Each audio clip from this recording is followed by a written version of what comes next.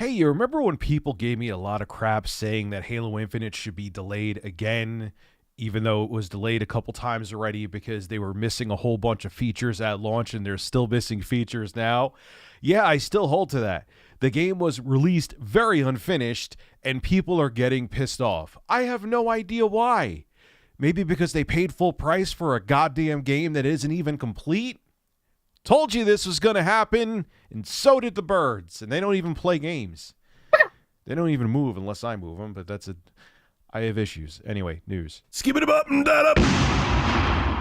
With a 32-inch 4K Ultra HD resolution, a 98% P3 IPS panel with HDRI, FreeSync Premium Pro, 1 millisecond response time, and 144 Hz refresh rate, built-in 2.1 channel speakers powered by Trevolo Audio, an AI noise-canceling microphone for super clear voice communication, DSP chips to augment depth, clarity, definition, presence, and stereo field imaging, multiple ports that make it compatible with all different kinds of devices, and BenQ proprietary eye care technology for viewing comfort. The BenQ EX3210U is the perfect monitor for your PlayStation 5, Xbox Series consoles, or gaming PC. Click the link in the description to find out more. Halo Infinite. It launched unfinished. Didn't even have a Team Slayer mode at launch, and its average player base, on Steam at least, has dropped like a rock, going from an average of 102,000 concurrent players to an average of just over 6,000 players playing Halo Infinite, at least on Steam. That's not a good sign for a release as big as Halo Infinite. It doesn't matter even if it's just one platform. Well, finally, 343 Industries is going to fix Halo Infinite, add in the co-op modes, the Forge, everything you wanted, just a lot later than you expected.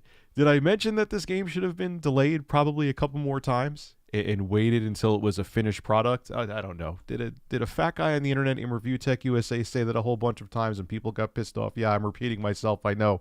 But here we are.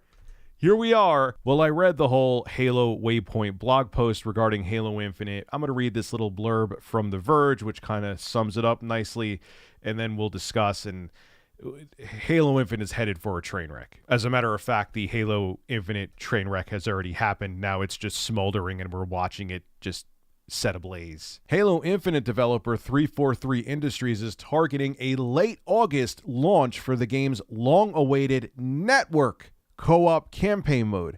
The game's creative head Joseph Staten says in a new Halo Waypoint blog post. As part of a new roadmap included in the post, Staten also shares that 343 is targeting an open beta for Halo Infinite's Forge mode in September. Now, 343 Industries said that when Halo Infinite launched in December of last year that it wouldn't have a co-op mode at launch. They wanted to originally ship campaign co-op with Season 2, but then they pushed it back later into Season 2 because it's just not ready yet. And split-screen campaign co-op, which I know a lot of people actually want, isn't going to come until the third season of Halo Infinite, which that's not even an exact date. The third season starts November 8th, but that doesn't mean that split-screen campaign co-op is coming on November 8th. It's not going to be their day one for Season 3. That's still just an estimate. It could come later.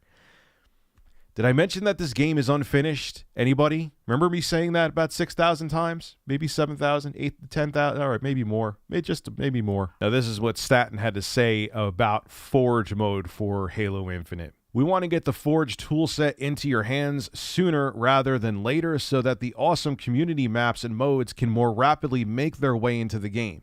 To make this happen, we're targeting a Forge open beta later in Season 2. We've successfully had Forge and private flighting with a limited audience for some time, so we've decided to forego a large-scale former flighting program and go right to open beta.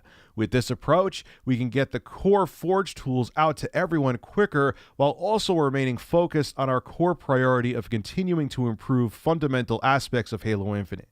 Forge will persist from the open beta onwards, evolving and growing over time. Now, if you go read the Halo Waypoint blog, they talk a lot about the team's health, the development team, and how they're trying to focus on getting more content out without making people grind and crunch, and which I agree with. I don't want to see developers do that. I'm always always 110%. I want the game to be delayed before people have to crunch and physically make themselves and emotionally make themselves ill to develop a game. There's human beings that make these games, and I'm all about them being able to get rest, being able to be with their families and friends and have lives and not just slave over a video game. I'm all about that.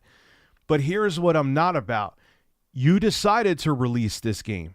Not the developers. I'm sure it was Microsoft and they wanted to get a must-have game out for the holiday season. But it's out there. People bought the product. They expect the product to be fully functional. And now that it's not, and it's still being piecemealed together, haphazardly, I may add, it's dying. People are getting sick of hearing about all the promises and skins coming out that don't actually properly line up, and modes, fundamental modes of Halo Infinite not being there, like co-op mode, the Forge mode, not even having a Team Slayer mode when the game first came out. I remember Keemstar complaining about that, and he's right. That baffled me. But that just showed how not ready this game was. And now look, Halo Infinite is fantastic, man. And it's sad that I have a feeling this game is going to die. But it's not looking good for it now. Maybe, even though I don't care about it, maybe a Battle Royale mode will save it. But even that, we'll have to wait and see. That always seems like hey, everyone likes Battle Royale games, so we're going to add a Battle Royale mode. Good luck. Maybe it'll work. But unfortunately, right now, people are already turned off by Halo Infinite, and I think they want to move on. And Microsoft and 343 have no one to blame but themselves. And it's not that anyone wants to see you crunch. We just wanted the game delayed until it was actually finished. That's all I asked for, and that's all most of the community only asked for. This is Rich of Review Tech USA signing out. Have a good one.